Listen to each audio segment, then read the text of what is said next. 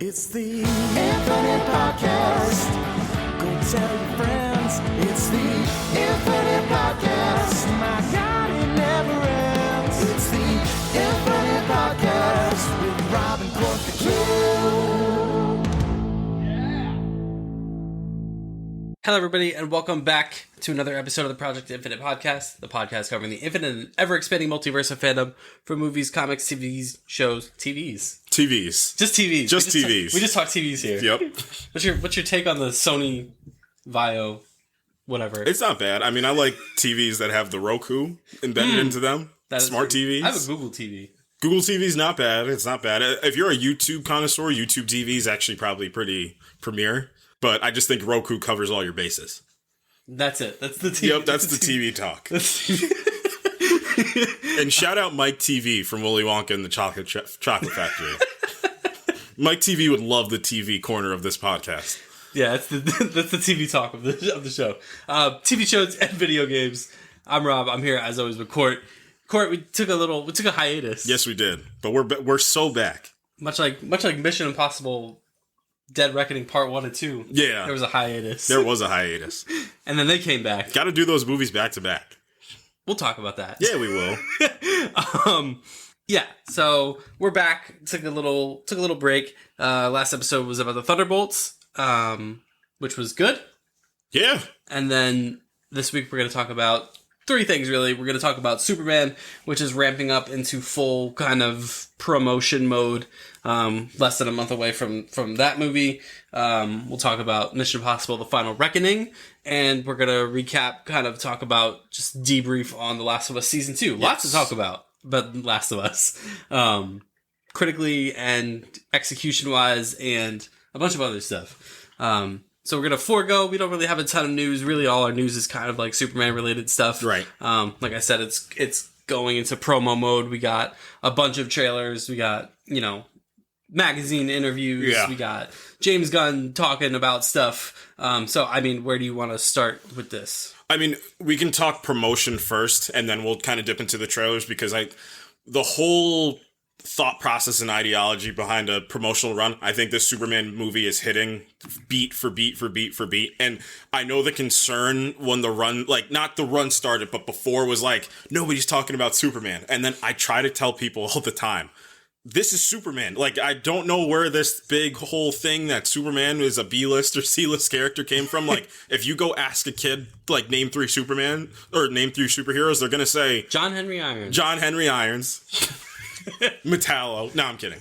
They're gonna say Batman, Spider-Man, Superman, probably, if you ask them the names. If you ask younger kids, maybe they'd say, like, Captain America or Iron Man, but, like, it's Superman. He is the archetype superhero. Like, and I was talking to somebody about this, and they were kind of arguing with me about the fact that, like, is Superman a dead franchise? Like, can Superman pull weight? I said, you're thinking about this from a perspective of, like, that me and you would think about it. Like, that we're nerds and, like, we dive into all this stuff and the Schneider stuff and all the Reeve stuff and, like, all the things. No, most people are thinking about, oh, there's a new Superman movie coming out and Crypto the Dog's in it and it looks fun and vibrant and I'm going to go see that. And I think the promotion is really hammering that home. I mean, even dipping into leveraging David Corenswet and his, like, good-natured human being, and James Gunn himself, as what he's done with his career, especially on a superhero front and a comic book movie front. Like, they really hit something that I think is going to propel this movie to $1 billion. Yeah, I think that's probably a near certainty at this point. It had the highest pre-sale ticket sales of any movie this year, which, I mean, it's been as far as, like, blockbuster type movies, it's been light on that front, so I'm not totally surprised. No. That essentially the month of July is going to be owned by this movie and Fantastic Four. Is what I mean, but we always say, don't rule out Jurassic World. Those Jurassic movies always do really well. That franchise is never as dead as it seems. But yeah, I mean, to your point, I think they're just hitting all the right notes. I think every trailer that they show for this movie, has a similar kind of flavor, just kind of reinforcing the idea that, like, this is different. This is a different Superman than we've seen in the last decade or so.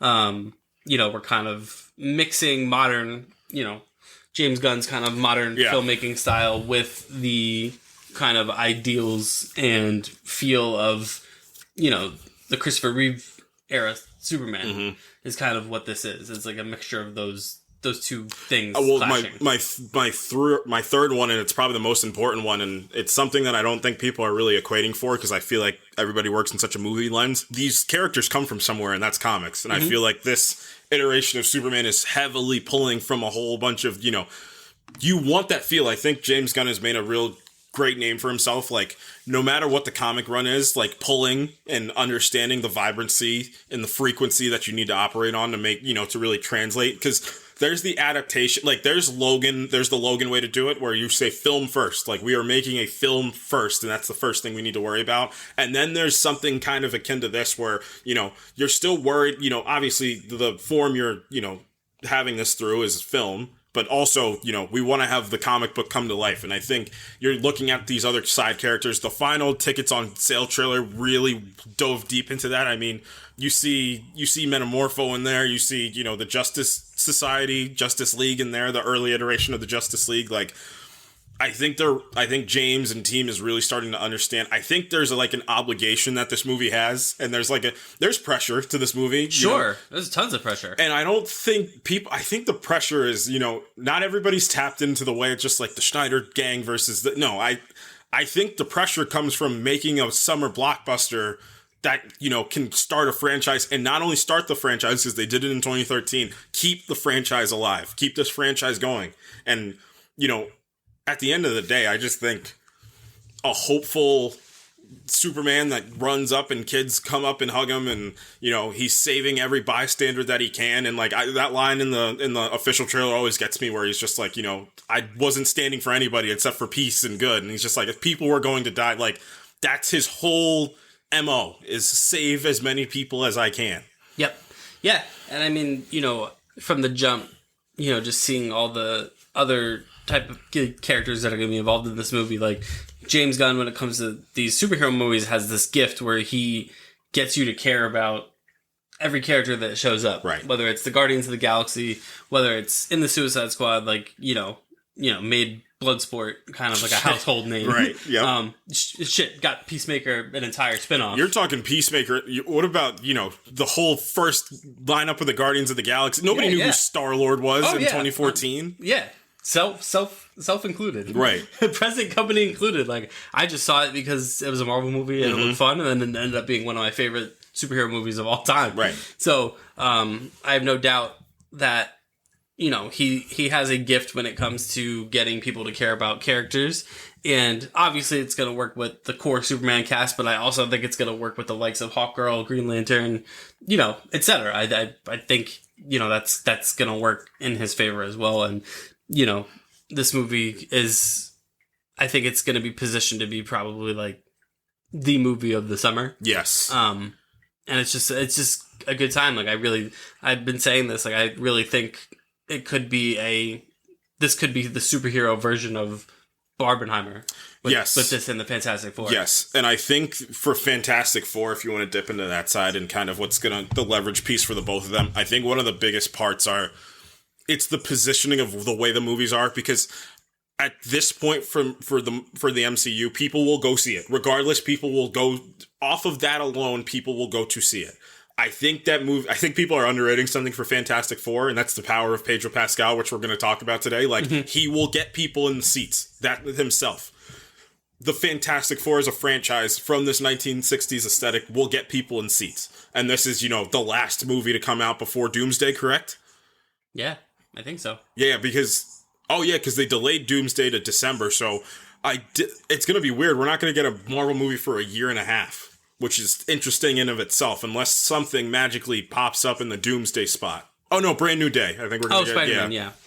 So it's going to be a year away from Spider-Man, but what I think is going to happen is Superman is going to be like, it's going to bypass all of like the nerd stuff and just be a really good summer blockbuster movie with, like, you know, the superhero, like the world's superhero. And I think kids are going to love it. Like, this seems like a movie, like, bring the whole family to the movie. And then Fantastic Four is also going to double back off of that. I think people like us are probably going to see both movies in the same day. And, you know, it's what a better time to be here. What a better time to be around. Like, we can speculate, do all these things, but at the end of the day, is this not the best time ever? Yeah. No, I agree. I think it's silly to kind of pit these two movies against each other and just enjoy them for what they are. Right. And I don't know if that sounds like lame, like centrist, like enjoy everything, but that's kind of the, like, there's never been, there's a manufactured rivalry. Yes. There's not an actual rivalry. No, like, no. These are like... To that point, like, what's his name? James Gunn was talking about, I talked to Zack Snyder about the trunks before, and, like, everybody's like, you need to either believe in one but why? Like, why is that such a prerequisite thing that needs to be mandated? Right. I don't understand it. It's the tribalism thing will always kind of baffle me. But yeah, I mean, I think we're trending in a good direction with Superman, which, I mean, from the onset of all of this, I think neither of us are terribly surprised that this is where this is culminating. No. Just because you talk about all the time, the personnel piece. Mm-hmm. You know, that's what always gets us. Right. You know, when you're like, oh, this person's doing this, and you're like, yeah, everybody was over the moon when the Suicide Squad came out. Obviously, Guardians 3 was like, we didn't even, like, it was to the point where, like, Guardians 3, like, it's, like, such a separate piece of where that current MCU was at that time in 2023. It was such this special film that was coming out, and, you know, this one's a little different because, obviously, the big hot ticket controversy on the internet is the cinematographer of this movie is being, like, just berated for the way that this movie looks, which I disagree with, but let's talk this personnel. Like, usually we always go for, like, you know, the crew on this movie, but I want to focus on the cast for this movie. Mm-hmm. David Corenswet is probably the most inspired choice. Well, there's so many actors in Hollywood that have, like, had accounts of, like, talking to David, and they're like, oh, that's just Superman. Like, that's literally just Superman. Like, Jack Quaid was in an interview, and he was just like, yeah, like, David's my friend, but, like, he said he was, like, thinking about, like, the Superman audition, but then David was there, and he's like, oh, no, like, there's no shot that I will ever be able to play a live-action Superman if somebody like this exists. Like, but it's not just the look, it's the feel. Like, he actually feels like Superman. He actually feels like Clark Kent. Yeah. And then my favorite casting out of this whole thing, for some reason, it's Nicholas Hoult as Lex Luthor. Like, I think we're about to see a villain that's going to stay around for a while. Like, don't kill him off, don't do anything, just let him, you know, have his machinations in the shadows for as long as you need to be. Rachel Brosnahan, I mean, like, she actually seems like a... They've never missed on a Lois Lane casting. No, like, she seems like a little, like, she seems tough and strong and, like, doesn't take any crap from Clark or Superman to that fact, which is great. So, no, I think they have everything nailed. Like, I think they have everything down packed, and, like, it's the "In James Gunn We Trust" piece. Like, I don't know why that's such an insane statement to say. Yeah, for sure. I mean, that's really it as far as Superman. Like, we're less than 4 weeks away from seeing this thing. Actually, about 3 weeks to the day for when we'll be seeing this thing, which is kind of crazy. I love this time. I love this time where the thing that we've been talking about for months finally manifests. Right. Yeah, it was crazy. It's when the tickets on sale trailer came out, I'm like, we're a month away. The whole ticket sale, like, the ticket sites were crashing. Like, I genuinely think this movie is going to make $1 billion. And I was skeptical, like, 3 months ago. I was a little nervous that this movie was going to make in the 700 range. But I think, to kind of credit myself back, I mean, like I said, if you're tapped out of all the nerddom, like, this is still a prime Superman movie coming out in the middle of the summer. Like, this is primed to, like, kids are going to love this movie. Like, families are going to love this movie. This is a 2-hour, 9-minute movie. People are probably going to go see this movie again. Like, this movie has everything built for it to make, and it's hopeful. Like, it seems like something, like, you're going to feel good after watching this movie. Like, so be it. I'm glad. Like, let's just have a good time at the movies, as Tom Cruise would say. Yeah. Speaking of Tom Cruise. What a transition. Great transition. Mission Impossible: The Final Reckoning released a couple weeks ago. It is the direct sequel to Mission Impossible: Dead Reckoning, previously titled Dead Reckoning Part 2. Dead Reckoning came out less than 2 years ago, but it feels like it came out 100 years ago. Yeah, I don't know why that movie felt like it came out in, like, 2015. Yet Fallout still came out in 2018. I think this movie, the way this movie is structured, is part of the reason why it feels like Dead Reckoning came out 100 years ago. Because this movie also makes it seem like Dead Reckoning came out 100 years ago. Right. Yeah, so this movie notoriously was shot pretty much like right after the first one. Right. But obviously, this got switched around, the pandemic and all this stuff makes this a weird, kind of almost disjointed duo of movies. Right. And I guess, we could talk about, this movie had like a $400 million budget. Yes. It's going to make about 500 to 600 million by the time it's done. Which is, that's pretty. I hope it makes the 600 million, but if you're talking about straight return on investment, that's where you start to get a little nervous. I have a feeling that Tom knew this was the last Mission Impossible movie he would make, so he said, let's run the bill up. They ran the bill up. They ran that bill up. They ran the bill up. They ran the runtime up. Oh, yeah, they did. They ran up the flashbacks. They did. So let's talk about this movie a little bit. Just general thoughts. It was obviously these movies are always built around the spectacles. We got two pretty big ones. I think I like the first one better than this one. Dead Reckoning Part 1? I think Dead Reckoning Part 1 is more cohesive. Like, what I'm thinking about? I'm thinking this movie it's not as, vice versa. I'm thinking of No Time to Die as a way to like North Star myself for the way that this movie is. It's like, it's an homage to that franchise, but it ends the franchise. I think No Time to Die does it better and a little bit more direct if this is the end piece to this franchise. However, I'm sorry. I don't know if this is outrageous to say. Dead Reckoning Part 1 is a better film through and through. I had some fun in watching this movie. It is just bring back cackling villains. Let's start there. Let's start with Gabriel. Let's start with the villain of this movie, and then we'll work our way back up. Yeah. I guess the thing that kind of jarred me, he didn't come off as that in the first movie. No, he was like cold and calculated. And I wonder if it was, what I was thinking about? This movie technically was the beginning summer blockbuster, I think, was Mission Impossible. So I can see as when they kind of transitioned into the way, because I think they probably reworked this movie a good amount. And, obviously movies like this kind of are encompassing of the world events that are going on too. I don't think people think about that sometimes. Like when things are happening in the world, like that are touchy subjects, like studios might be like, maybe we should pivot a little bit. And I think some of that might have happened narratively, I think. And it could be simple as like narrative, like something they were like, this just isn't working. Like we're trying it. It's not working. We need to go about some things a little differently. Not that this movie feels disjointed, like it's still well edited, but I can definitely see some differences that were made at some points. And it has to, like, the differences have to do with, I think, the antagonistic force from the first one. In the first one, the entity and Gabriel by proxy came across as this, like, anywhere, anytime, you don't know what's real, da-da-da-da-da. And they touch upon that in this, but you never really feel that. No, not overtly. Like, it's the plot and the brush up against the entity is much more straightforward than it was in the first movie. Right. In the first movie, it was like, we don't know what's real. We don't know how to catch Gabriel. We don't know how to stop the entity. In this movie, it's like, oh no, we had to stop it. We just have to do it. Do what, you would say? An impossible mission. Also, I guess we'll step on the ending real quick a little bit. Did this feel like the last one to you? No. It felt like you know what this gave me vibes of at the very, very, very end? Of Ghost Protocol, where they had like a brand new team that they just had put together. But even he doesn't feel out of it. No. If anything, he might be the most in he's ever been. He might actually be the most back. After Fallout, he was probably out. He's like, I'm done. I can't do this anymore. This sucks. This one, I saw my wife again that I thought was dead, and she's alive.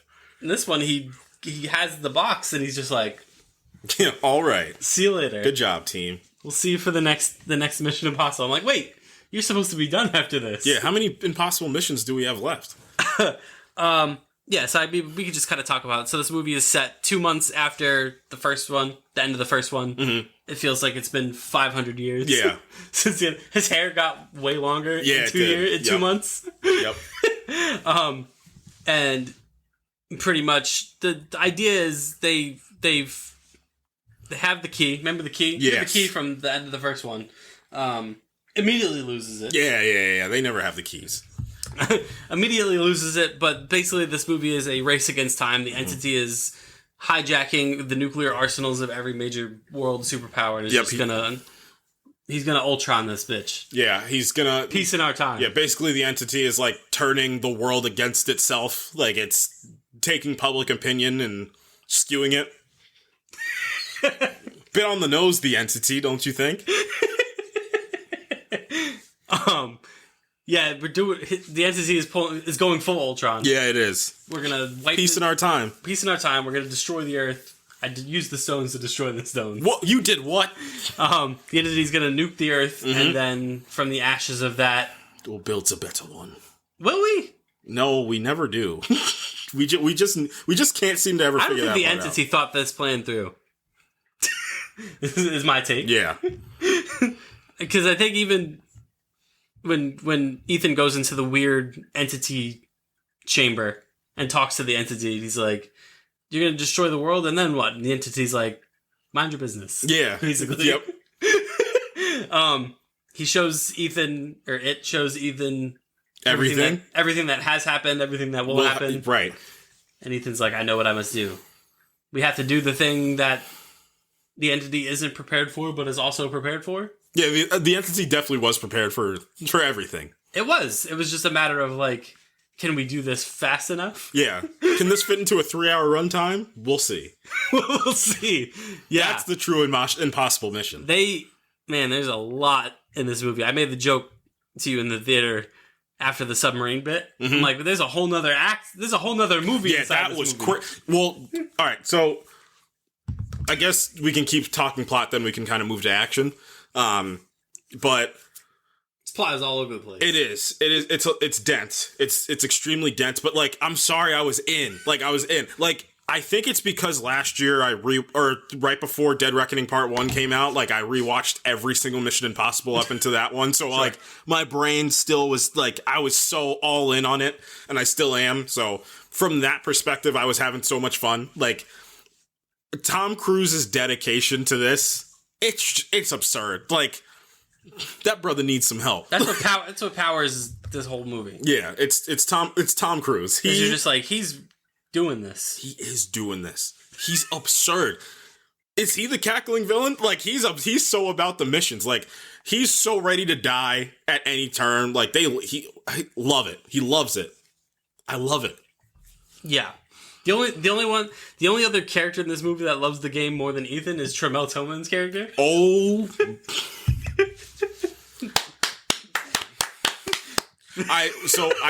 I had to rename one of our Heat Check Performance Award has officially been renamed. What's his name? Captain Jack Bledsoe. Yeah, Captain Bledsoe Heat Check Performance Award. Holy moly. If you're gonna poke the bear, what did he say? If you're gonna poke the bear, you came to the right one. Or something like that. He said Mister? Mister? He keeps calling him Mister. He's got so much aura. He actually might have invented aura.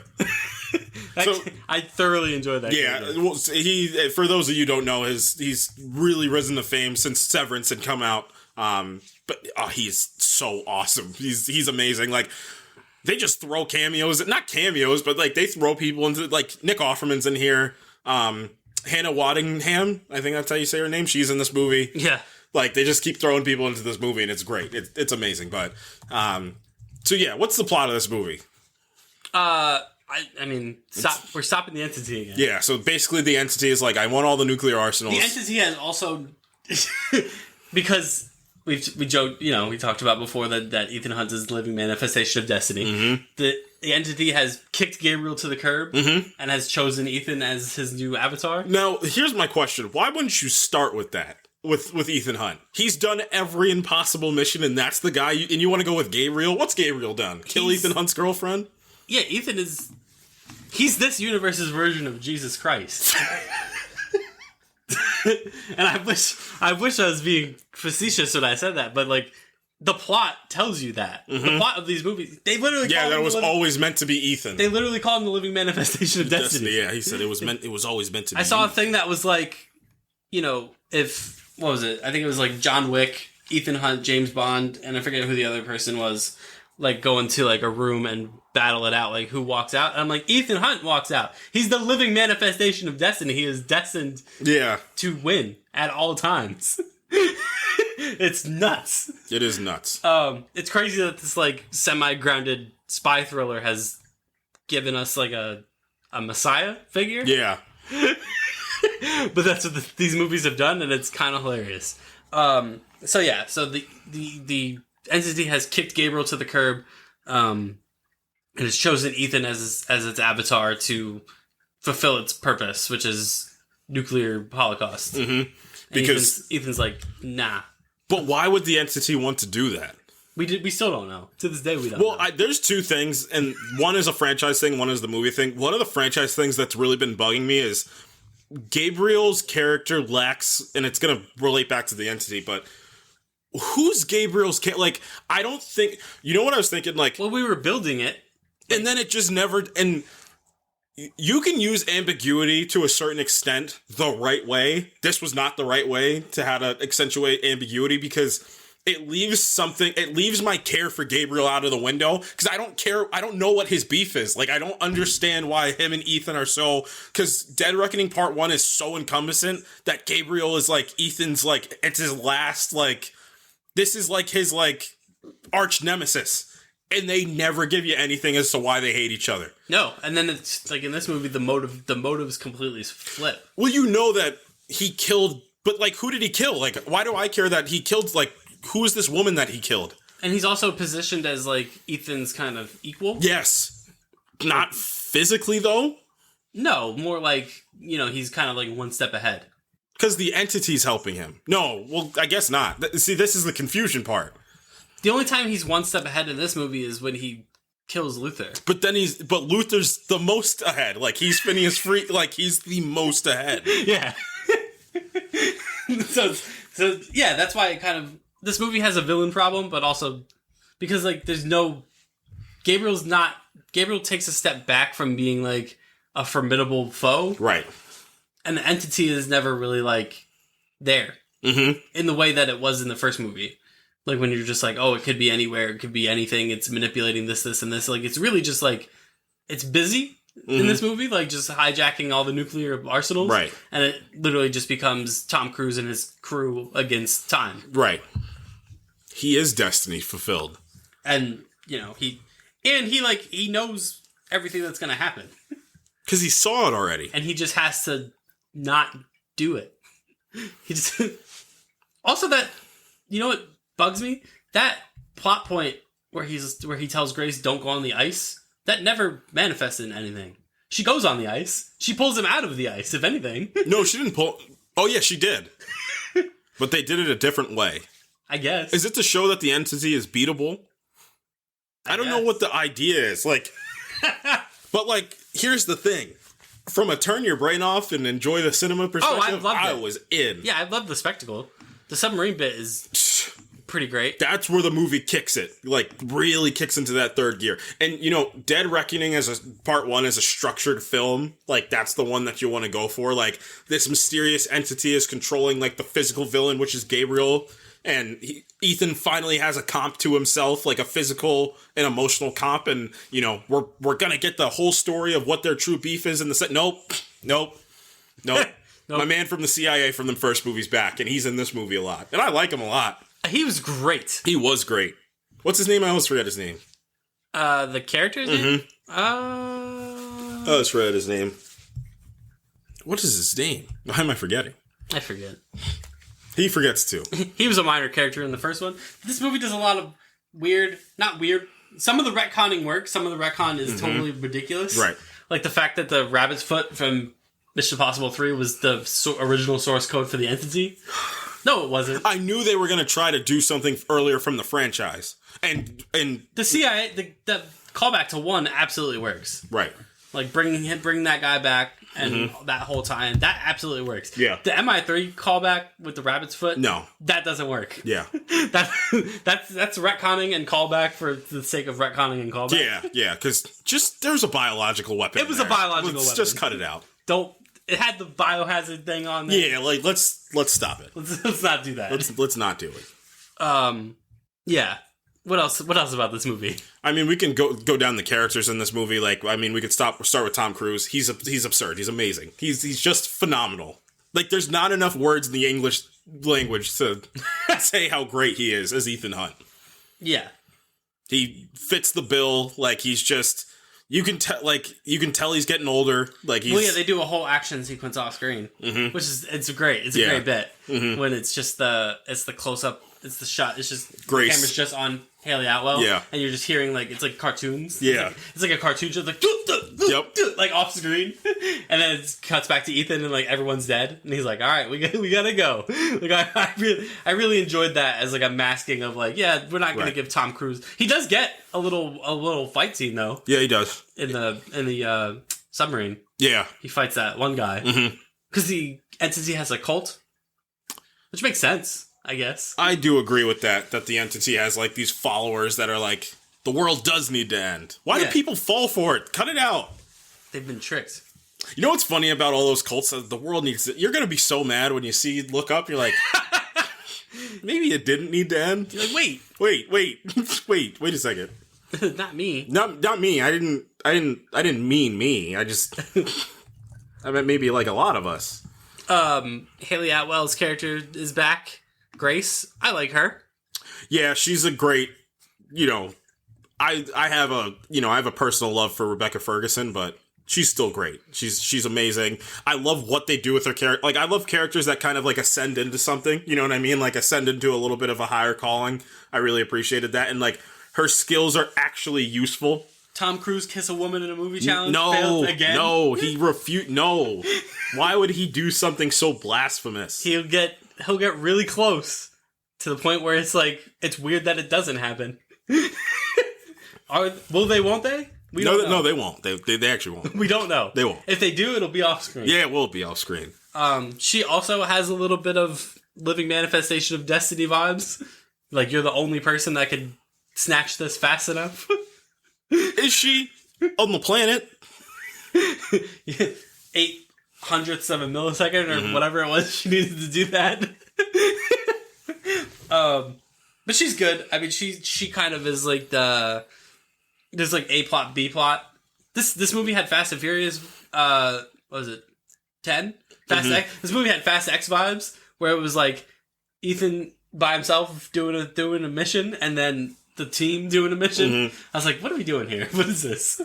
And I honestly think that's COVID related. I think they had to kind of splice this thing together where like they needed, he had to be by himself and then they had to be by themselves. It's crazy because like my brain in the year of 2025 is like, that's no longer affecting movies. Yes, it does. Yes, it does. And yes, it has. We can talk about Ving Rhames real quick. Yeah. He's not in this much. Don't do it, Ethan. Spoiler alert. Luther dies. He gets exploded. Yeah. But he goes out like a real G. He does. It's the end of the road, brother. Brother?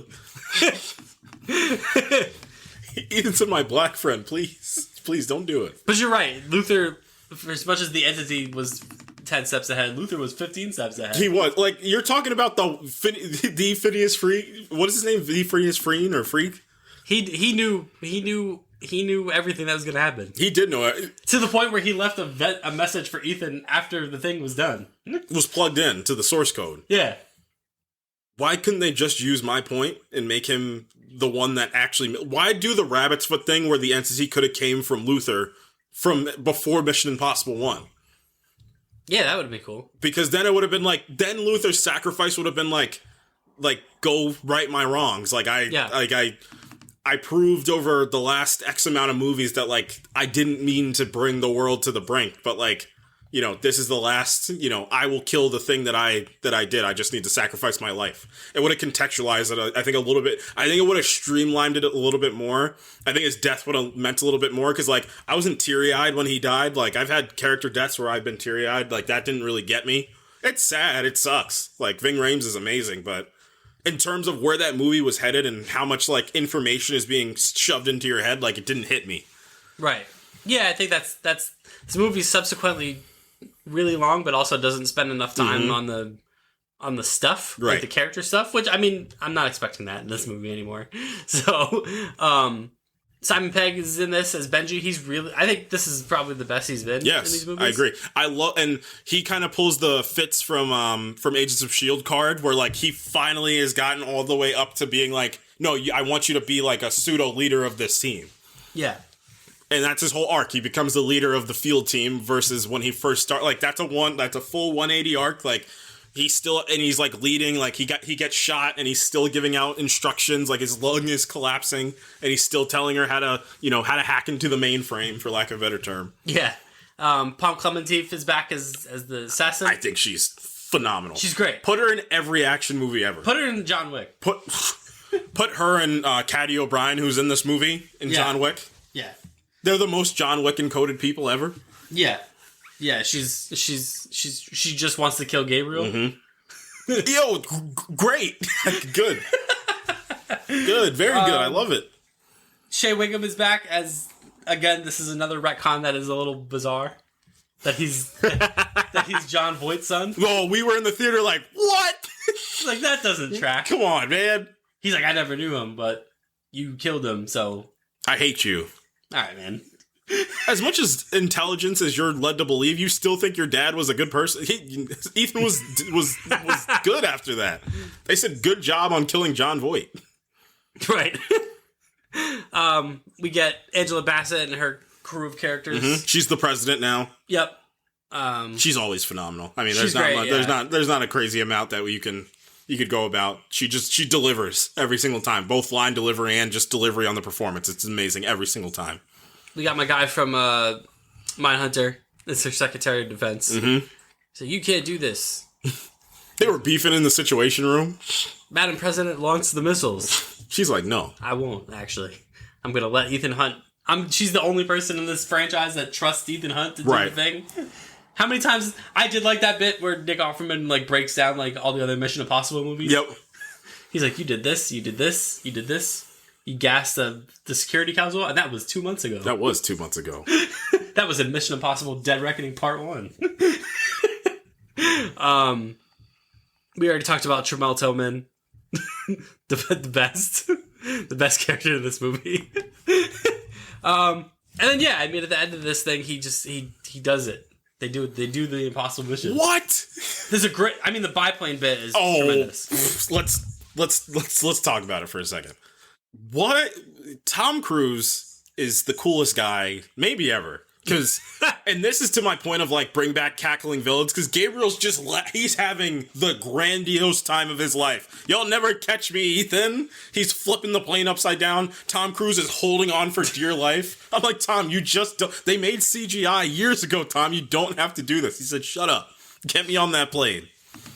I'm going. It's mesmerizing to watch. That's my favorite bit. Mm-hmm. I know people talk about the submarine bit, but the biplane bit is insane. I think you can cut a lot of references to the... you can cut probably most of the references to the previous movies and put like an absolutely... because if you're at this point in the career of Mission Impossible...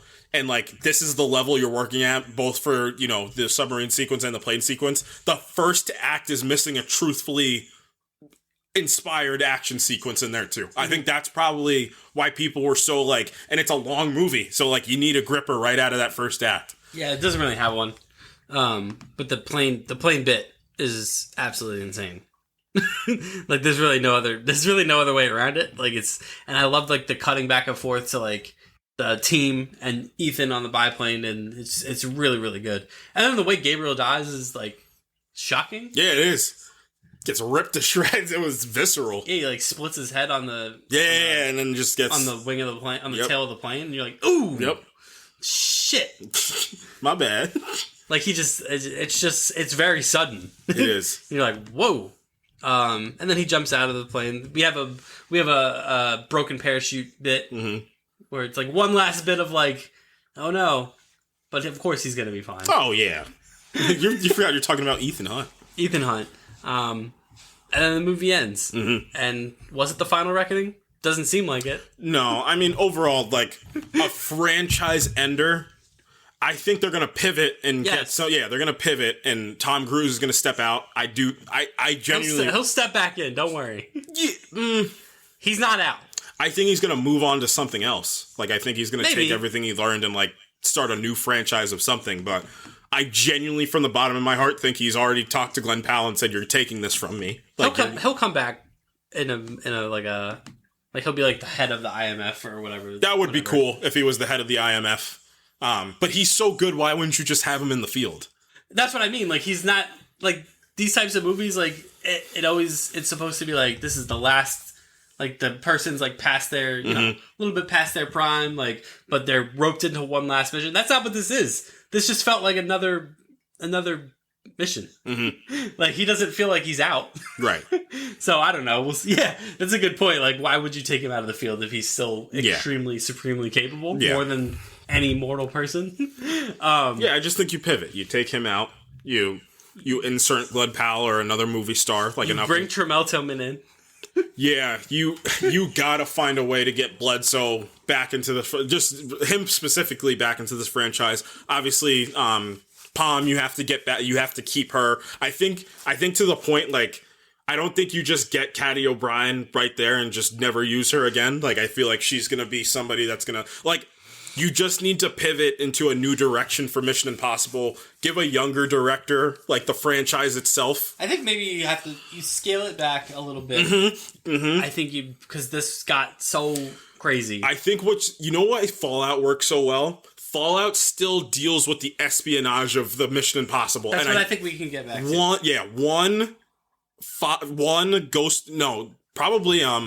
One Rogue Nation Fallout probably deal the best with the espionage half, and then, like, also Fallout deals with the best of the action, but Dead Reckoning Part 1 deals heavily with the action, 3 deals heavily with the action. Like, you have to find a way to pick, but I think you find a new leading, like, if it's Austin Butler, if it's a Glenn Powell archetype, if it's, like, a Desmond Idris archetype, like, somebody to lead the franchise. And what you can do, like, you can't really...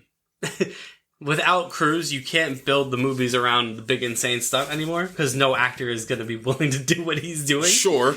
So you can justify scaling the franchise back a bit by not having Cruise there because you're not going to build the freaking movie around a big insane plane stunt. Like, you can actually craft a movie that's, like, espionage tactical based. Like the beginning of One. One does a really great job of, like, ingratiating you to, like, that team especially, and then the team goes and you're like, oh shoot, like, it's already on. Like, the positioning of it as well too. I always say it about Fallout's one of the greatest action movies that's ever been made because Fallout has this, like, echo to it. Like, it's like, it's got, I hate to use the word aura because aura's been now taken, but, like, Fallout has this aura around it where, like, it breathes and lives, which I think is something truthfully remarkable. Like, if you can get the echoes of Fallout and you can get the espionage of Mission Impossible 1 and Rogue Nation, like, I just think you need to kind of pivot a little bit.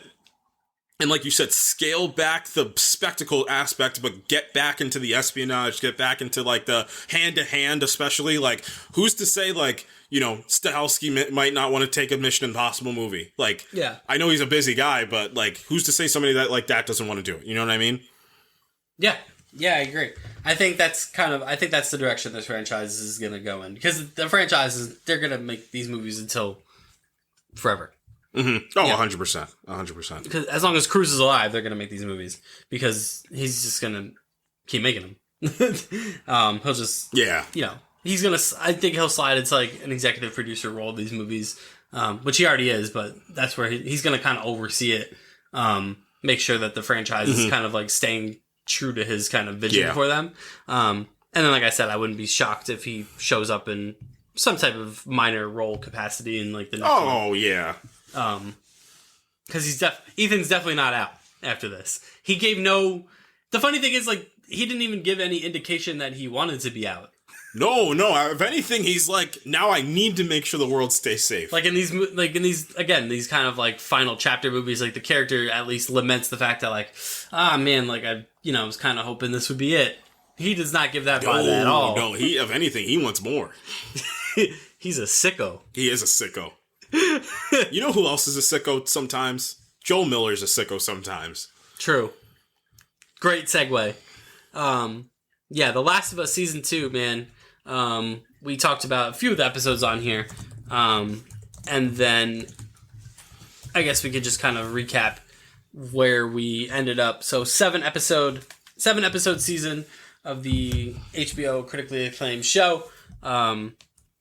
We had lots of thoughts, lots of speculation on if they would do anything different or, change up the pacing or change up the kind of structure of the story of The Last of Us Part 2. Turns out, they just did The Last of Us Part 2. They just did that.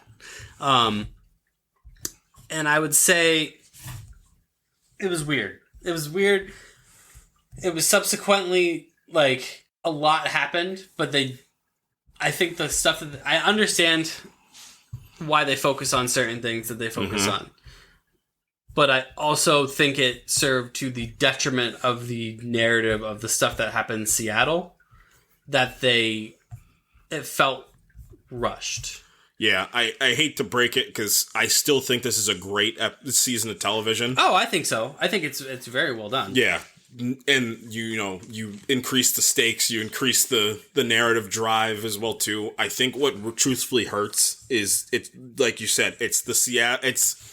There's something that's unmistakable from the game about the Seattle day 1, 2, and 3, and then you go back for Abby and it's Seattle day 1, 2, and 3. Like, something feels lessened from it's like the impact of Seattle day 1, 2, and 3 feel less impactful. Like, if you were going to do it this way, which I agree, like, it's funny because we were like, are they going to do it this way? And they were like, they actually just did the game. And we were like, we didn't equate for them just doing the game. Yeah.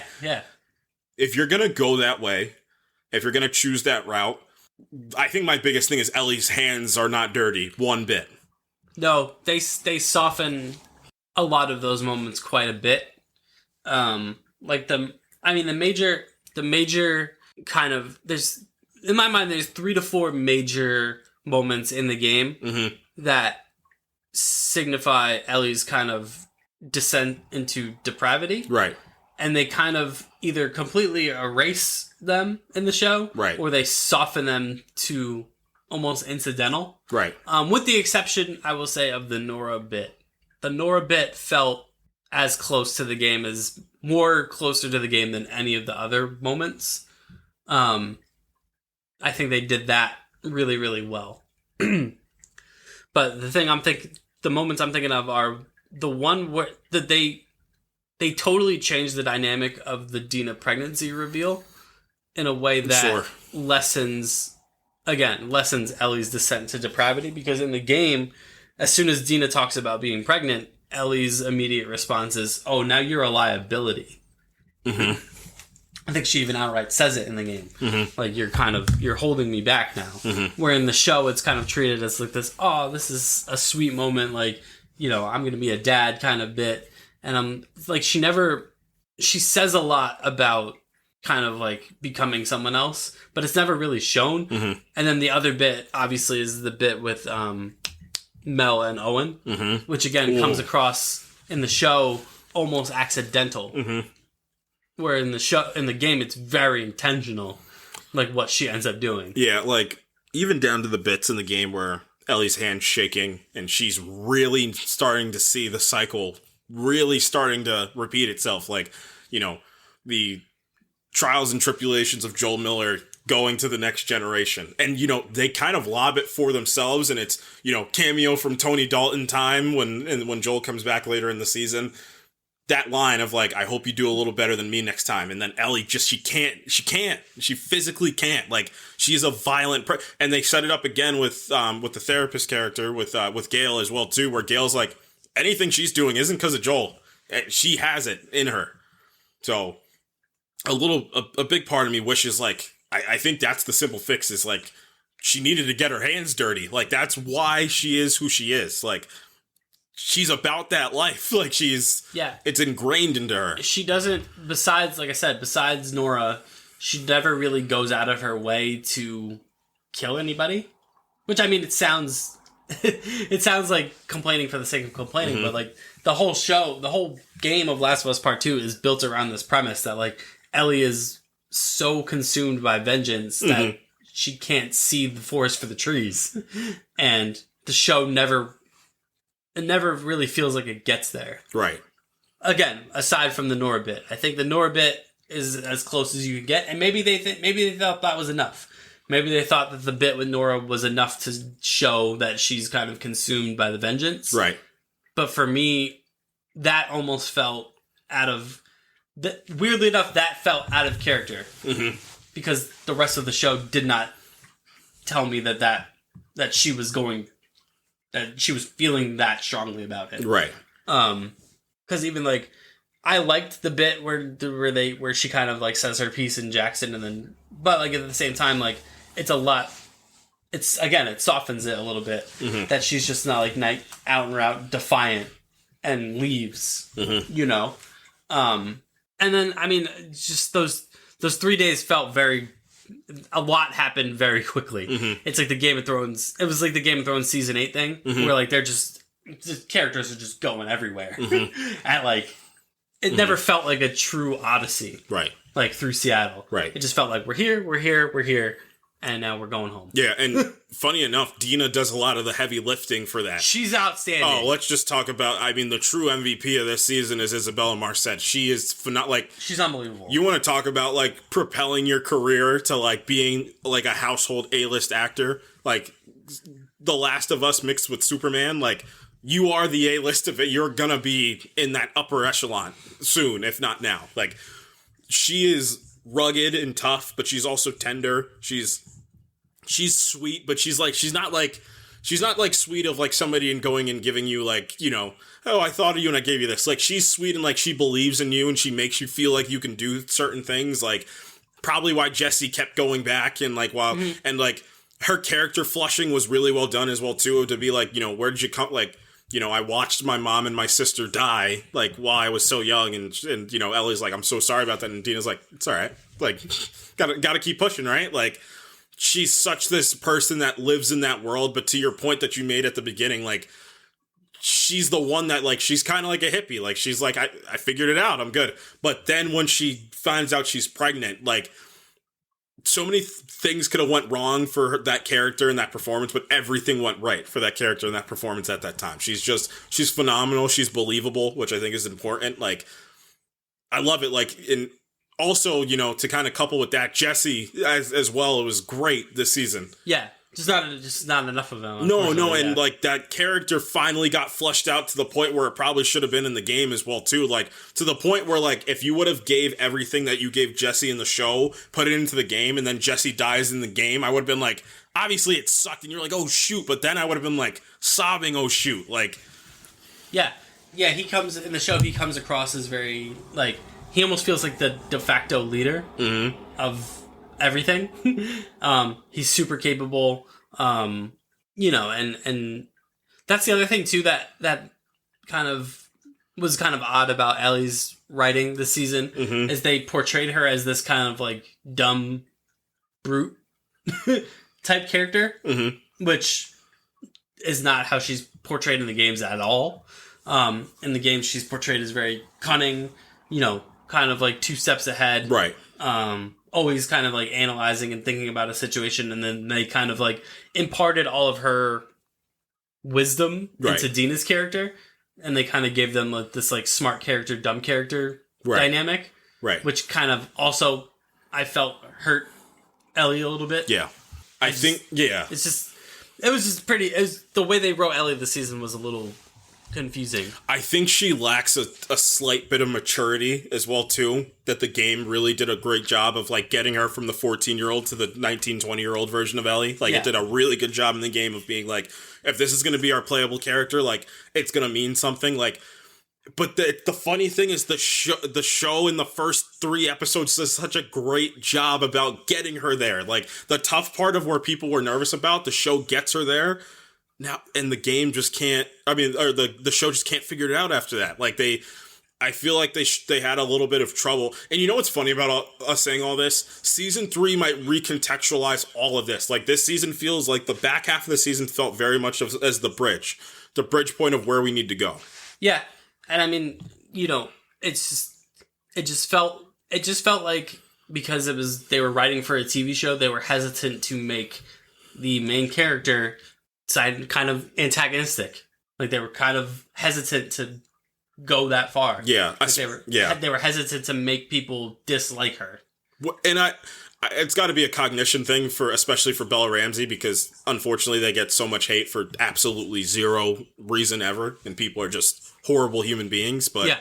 Take the swing. You already committed to the season structure of the game. You need to take the narrative and character swing as well too. And I think they were so cautious about being like, let her go full send. And I think the perfect example is Owen's death. Owen and Mel's death, because in the game, it's after the fact where Ellie's like, I'm spiraling. Like, that's the moment. Yeah, I am ultimately spiraling out of control. She kills Owen, and then she kills Mel, and then she looks down and she sees that Mel was pregnant, and she's like, shoot. Shit. Yeah. Where in this, like, it's like almost like an open discussion. Yeah. And like, Ellie's like, I'm like, to the point, she's like, I'm so sorry. Like, no, like, you should have got your somber sorry after the fact of your tirade throughout Seattle. Like, that's the point, and that's my whole point. Like, I think this season's biggest issue is that she's not, like, violent. Like, she's almost anti-violent. Like, yeah. Like, this second season has an antagonist problem. Right. And it's because this whole section, and it kind of made me recontextualize the game in a lot of ways, when, like, the antagonist truly of Ellie's day 1, day 2, day 3 of Seattle is Ellie. She's her own antagonist. Yep. And the reason why this season of the show feels like it has an antagonist problem is because you're led to believe, show-wise, that Abby is the antagonist. Right. But Abby doesn't show up again until the end of the season. And let's talk about Abby for a second, because, Lord. I can't wait for season 3. Yeah. I can't wait. Which is wild, because I would have never thought I would be saying that. Mm-hmm. Just her showing up in the last episode, like, I was like, more? Like, what? Even though she kills Jesse, like, and it's sad, it's like, I need more. I need more. Yep.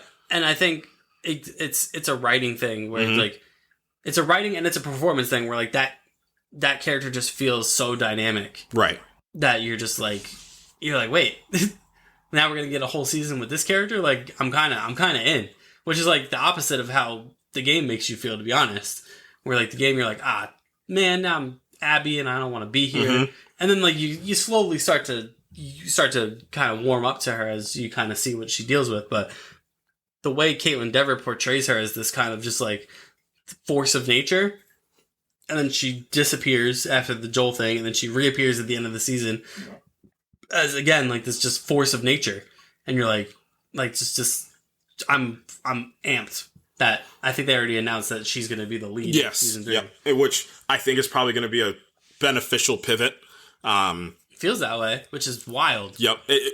Again, like, our greatest, like, I don't think we are equating for this being, like, all of the things we kind of theorized were, like, wrong. Like, we were, like, opposite on everything. Yeah. It's funny. Like, all the character, like, it's funny, like, and it's not Bella Ramsey's performance. I just want to talk about that because it is absolutely phenomenal. Oh, her acting is just through the roof incredible. Like, that episode, I think that episode 6 is maybe the best episode of the show.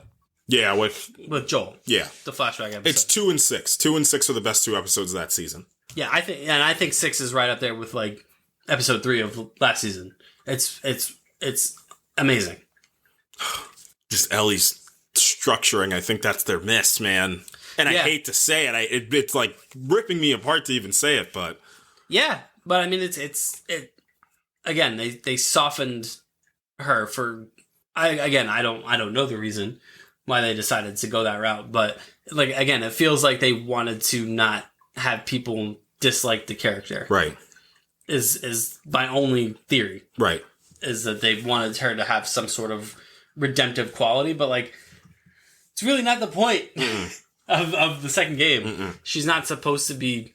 She's kind of supposed to be beyond redemption. Right. Like, that's kind of, like... That's part of the reason why the game is structured day one, day two. Right. So the way Ellie and Abby's stories are structured they are both fighting against their better natures, and they both become different people based on their journeys. Right. Like that's the whole point of structuring the game that way. Is like Ellie's 3 days in Seattle are a descent into darkness, right? Whereas Abby's 3 days are an ascent from darkness. And the show didn't serve that purpose for Ellie. I think it will serve that purpose for Abby, because I think that's easier to write to. And we're also not thinking about the next season if it's going to spin it, the next season very much for Ellie could show her, like, because we're told she goes through, it's not even told she kind of go, like, because she comes back the one day, like, did she go and kill people? Like, what was she doing during this time? Like, it's making it seem like when she killed Owen and Mel, like, that she was, like, destroyed when it happened, versus, like, in the game, like, just another day at the office, basically, until she sees that Mel is pregnant after Dean is pregnant. Then she's like, oh, like, wake up. Like, and then Jesse dies. Right. Like, which is kind of like, well, I did this. Right. Right. Like, I reaped what I sowed here. Right. Whereas, like, that's not, again, in the show is not, maybe next season, like, they flip from Abby's perspective and we find out Ellie's been doing all this stuff, but not as impactful, like, finding out after the fact. Yeah, I don't think Ellie's innocence is something they should have been so concerned about, versus her, her repercussions for her violence. That's the true piece of it. Yeah, because again, it's like I said, for a show, it's easier to write a character ascending out of their darkness. Right. Because that's spoilers for the game, but like that's a big thing with Abby's story when you get to it, is that her killing Joel did not fix her. Right. If anything, it made her feel worse. Yes. Yep. Because she thought by killing Joel, she would be able to kind of move on and kind of like move away from that. And then she can't. And then, her friends are dying. Then she gets saddled with Lev, and that's what opens her eyes and understands everything that she took from Ellie. Yeah. If anything, that's the point of the game, is Abby's character is supposed to juxtapose Joel a little bit as well, too, but man, if they get the Lev stuff right next season, people might start to be like, wait, Abby's not too bad. She's not too bad of a... It's weird. I think they're gonna... maybe this was like 4D chess. Maybe this was their goal, but like, just based on how this season went and the reaction to Ellie, next season being Abby's season... Right. I don't think it's outside of the realm of possibility that people are going to walk away from these two seasons liking Abby more. Yeah, which might be... Bad. Yeah. Great for Caitlin Dever and the Abby character from, where she came from, the hate from the game, but not great for Ellie's character. No. But, like, I'm just reading the tea leaves. That's where it feels like this is headed. Yeah. Like, it feels like next season's going to come out and it's going to be all about Abby, and Caitlin Dever is so good. Yes. That people are going to be like, wait. Right. Wait, what? She should actually be the main character. Yes.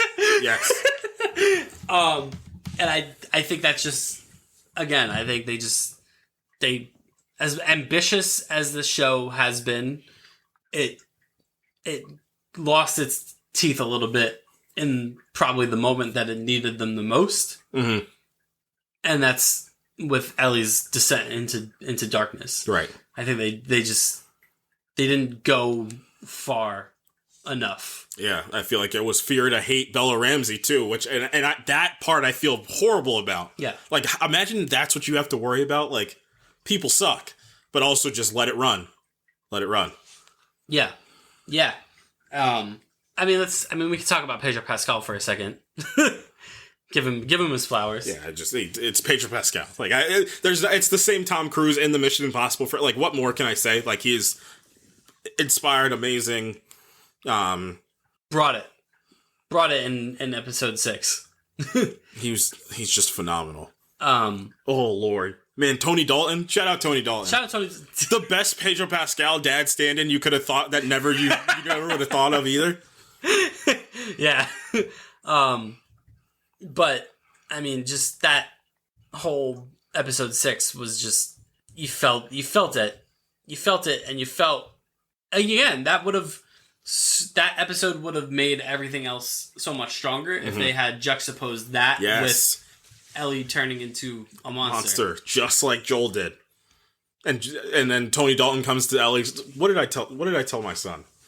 Understanding, like, and from, understanding why Joel did what he did, and I mean, just Pedro Pascal, like that, from the bit with at the museum to all of the, what's his name? The guy that he killed, Gail's husband. Oh, yeah, Eugene. Wow, what this is where the series and the season is like, that's its peak right there. Joel can't help himself. He just can't. Yeah, he does have a issue with not being, and I mean, it's a great character flaw. Like, not being, just can't own up to doing something wrong. Yeah, like, ethically wrong. But to him, it's not, it's morally right, but it's objectively ethically wrong. Like, or is it? Like, that's the question, because, like, Ellie's like, you can let him see Gail, but Joel's like, it's not about the community of Jackson. Maybe it is for my, for my brother and my nephew and my sister-in-law. It's about you. Like, I need to keep you safe to the nth degree. But again, but the thing that undoes him is the lie. Mm-hmm. It's the lie. So it's not so much the choice, it's the lie. It's the lie about the choice. Right. Where he tells Ellie, we'll bring him back, we'll let him see his wife, and then he just changes his mind. Yeah.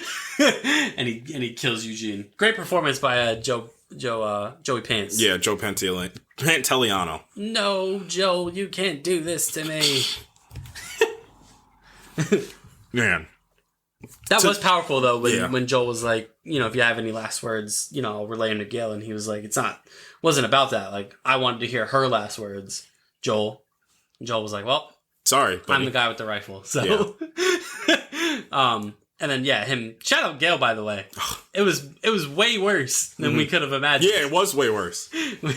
When she was like, you killed my husband. And I'm like, whoa. Yeah. But what do you mean you killed? Like, that can mean a lot of things. Yeah. Like, did you have to, was it out of like, and it was out of necessity, but it was also like the the lie. Right. Again, the lie. He didn't just lie to Ellie, he lied to Gail.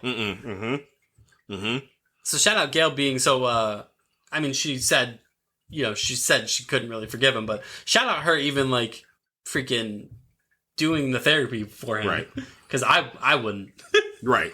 Like, no, you, what? After you lied to me, it killed my husband. We didn't get a ton of, I guess it makes sense. We didn't get a ton of Tommy this season. No, because I think they're waiting to give... I had a theory that the next season they're going to have like this whole sniper sequence with Tommy, where it's like a one take of Tommy just wreaking havoc throughout Seattle. That'd be cool. I think that would be pretty freaking amazing. Yeah, but he was... Gabriel, he was great in the in episode 2. Because I'm trying to think about it now. I think the reasoning is because they were so hyper-focused on Ellie, Dina, and Abby. Not really Abby, towards the back half, but Ellie and Dina specifically. Like, because we already dealt with Joel and Tommy in season 1 to such a high degree that, like, it was so focused that this is Bella Ramsey's season. This is Isabella Marcet's season, so I'm not mad at it. Same thing for Jesse. Like, it makes total sense. Yeah. He's just phenomenal. Like, from episode 3, like, once he comes back and he sees, just the sheet over Joel's body, like, he's amazing. He's always incredible. Yeah. Again, I think the structuring of the show makes total sense. It was just the not going far enough with Ellie's descent. Mm-hmm. There's a disconnect. And, what's going to, again, the other thing, going back to next season, but, like, the other thing that's going to benefit Abby's story, right, is there is going to be a true antagonist. Yes. It's going to be Isaac. Yep. Mm-hmm. That might be more interesting for next season. So when you're going to be working directly opposite Jeffrey Wright, your show is probably going to be a little bit better. Yeah. It's going to, which again, like, this season dealt with such an abstract antagonist that was supposed to be Ellie. Like, Ellie was supposed to be her own worst enemy. And the fact that they didn't dive into that made this season feel kind of a little aimless. Mm-hmm. Sure. Because, like, who was she fighting against? Right. We don't know. Mm-hmm. Like, she wasn't directly fighting against the WLF. No. She was avoiding them, if anything. And the Seraphites, too. The Seraphites, if anything, got the better hand on her every single time. Right. They almost killed her. Yeah, they did. Which was another weird sequence. Yeah. where like she's going to the pier and then she gets shipwrecked and then the Seraphites almost kill her and then they're like, let her go. Let her go. And then she just goes back to the aquarium. Yeah. Like, that was weird. Like, where's formidable Ellie? Like, where's the Ellie that would like, no, I'm going. That would have been a nice flip on that. If she got shipwrecked and captured by the Seraphites and she kills them all and then goes back to the aquarium, that would have been cool. Right. Instead of putting her in this position where like she's about to die, right, and then they just let her go. Sure. I agree. Like, that would have been cool. That would have been. I don't know if it would have totally saved it, but I think that would have been cool. Like, showing her being like, oh shit, like she's so focused, she's so one-track minded that she just killed these 4 Seraphites. Right. And is now just going back to the aquarium. Right. Like, she didn't get deterred like at all by that. Whereas like that one, yeah, I agree. Next season, again, it's weird to say. I didn't think I'd be saying it, but like, I'm really looking forward to the Abby stuff. It's insane, like, the positioning, too, of it. Like, to get Abby in a position for her to succeed after it was the whole stake on the season was like, guys, just hear us out about Abby. Like, shout out Craig Mazin and Neil Druckmann for that. Like, they did it. Feels like it, yeah. My only issue, I think that this is now at the sacrifice of Ellie. That's what it feels like. And, I don't love it. Because spoiler, these two are going to come to a head again. Yes. And it might be weird because I feel like by the end of next season, people are going to like be like on Abby's side, kind of. Yeah, which is not great. Especially if Pedro Pascal isn't in the next season at all. Like, wait, she should just win. Mm-hmm. Right. It's weirdly enough where I feel like this is headed. Yeah. Because it feels like people are already there and we haven't even seen the Lev stuff. Like her going against the WLF and Isaac. Like, she's going to become like the counterculture character. Mm-hmm. Like, she's going to buck the system. Kinda. A little bit, yeah. Like, she's going to rebel against the WLF. Yep. And all this other stuff. Yeah. Still not take down the Seraphites, but maybe get them to see a new way. Oh no. Is Abby the hero? She always was. Maybe she always was. This is not good. No. It's not good for Ellie. It is not good for Ellie. It could be really great for the next season of the show, though. And then season 4 is just Santa Clara? I would assume so. Right. Which, again, I don't know how you get there with Ellie's character. Right. Because the whole point of her going to Santa Clara is she feels so guilty and feels like her mission's incomplete, despite the fact that she kind of tried to walk away. Right. In this one, like, yes, Jesse died, but it almost feels like if she walked away now, she wouldn't go back. No, she still feels, and I guess this is an arc issue because I feel like Ellie hasn't truthfully changed any bit. No, it doesn't feel like it. No. Which is that's a problem because by that point in the game, Ellie already was starting to be like, I can't help myself. Like, especially to Dina, like, I can't help myself. Like, this is who I am. She's still out there. Like, I have to finish this. Right. And it's Dina that is kind of telling her, like, no, you have to let this go. Whereas, like, they never have that clash. They don't even have the beginnings of that clash. No, they don't. They both are kind of, like, resigned to, like, we'll just, after this is over, we'll just go back to Jackson and... It's not that simple. No. It's like, I don't know where Ellie's going to find that motivation. No. Maybe it'll come from Tommy. Maybe Tommy will do the heavy lifting. Yeah, put the battery in her back of like, go get some revenge for my brother and your father. And for all of us. Yes. So maybe that's where it comes from. But that's asking a lot. That's a lot of heavy lifting. And it's something to do for Tommy's character that wasn't explicitly needed by that point. Yeah. Or if that was the point, it already should have happened that way. Yeah, because in the game, it's Tommy goes to Ellie one last time and is like, I found Abby, we can go. And it's not so much Tommy motivating her as it is Ellie fighting against the desire to go. Mm-hmm. And then she eventually goes. Yep. Like, she says all the right... And Dina doesn't really even give Ellie a chance to answer Tommy. Like, she kind of pushes him out the door. Mm-hmm. And she's like, don't ever come back here with this ever again. Mm-hmm. And Ellie kind of just resigns to it. And she's like, yeah, like, I can't go. And then she goes. Right. Whereas, like, in this situation, like, it almost feels like Tommy's gonna have to really push. Right. Because it doesn't feel like Ellie's necessarily interested in any type of payback. It's odd. It's an odd point. approach. So I just hope, A, I hope the next season delivers on the Abby stuff. B, you need to get Ellie some good graces back, which I just didn't think that was going to be a thing out of season 2. But still, overall, it's a great season of television. Yeah. It's a dynamic season of television. It looks incredible. Oh, the scale, the scope, the everything, the filmmaking aspects are just, it's next level. It's through the roof. All the infected stuff is just amazing, through and through. Incredible. The production design, it's amazing. It's astonishing. I think that the TV studio bit. Oh wow! Yep, was unbelievable. Yep, that was a spectacle to just in and of itself. Right. To look at. Yeah, it just fell short in maybe the most important aspect. Yeah. Which was the writing and handling of Ellie's character. Right. Which is, where a lot of people are gonna fall at the end of the day. Right.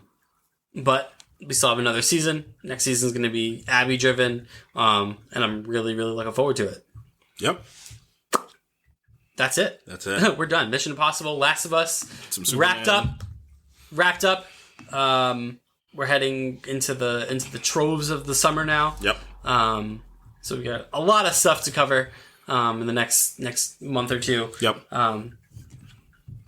So I'm looking forward to all of that. Yep. You can follow us on Twitter at @ProjectINF_pod. You can follow us on Facebook at the Project Infinite Podcast. You can follow us on Instagram at the Project Infinite Pod. You can follow us on TikTok and YouTube at those respective platforms at the Project Infinite Podcast. And next week, I don't know. Should we talk about Andor next week? You can talk about Andor next week. There's an F1 movie coming out, a new Joe Kosinski coming out as well too. If we want to do a traditional movie review, lead us right into the summer. We can do a themed episode. We got options here at the Project Infinite Podcast. Yes. That's why it's an infinite multiverse of fandom. Sure is. As the tagline of the song says. Yes. So yeah. I mean, yeah, we could definitely Andor would be Yeah. pristine to talk about. Because it's pristine television. It's incredible. Why is that show so good? Give it Emmys, you cowards. No, give it every Emmy. There's not enough Emmys you can give that show. Are they going to? No. No, they won't. But they should. They should. Yeah, that's going to do it for us this week. From me, from the... Captain Bledsoe. Oh, I don't have to be careful this time? No, you don't have to. I actually invite this one. The Captain Bledsoe of the podcast. Yes. He's the coolest guy at maybe. We were looking at each other in the theater. We were like, yo, this is the coolest. The guy came in just I just don't understand. He was the coolest guy ever. He said, who are you, mister? If you're going to poke the bear, you came to the right place. You came to the right man. Bro was about the impossible missions. He should be the leader of the IMF. He's got to be in the next one. Oh, 100%. His career is going to he's going to be in everything. He was so good. Much as like he did with Severance. Like, just came in immediate heater. He was so good. And you must be out your mind. That crew probably has a great time on that sub. Except for that one guy that's an acolyte. Hunt said, you must be Captain Bledsoe. And he goes, and you must be out of your mind. The coolest guy maybe ever. He was so good. All right, guys. We'll see you next week. We will probably talk about Andor. Mm-hmm. Until then, goodbye. Peace.